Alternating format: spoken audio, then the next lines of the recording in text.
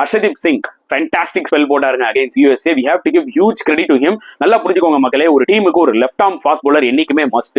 ஏன்னா உங்களுக்கு வெரைட்டி கிடைக்கும் அண்ட் கண்டிப்பா அந்த விக்கெட் டேக்கிங் எபிலிட்டின்னு ஒன்று இருக்கு பாத்தீங்களா, அது இந்த லெஃப்ட் ஆர்ம் சீமர்ஸ் கிட்ட நிறையவே இருக்கு.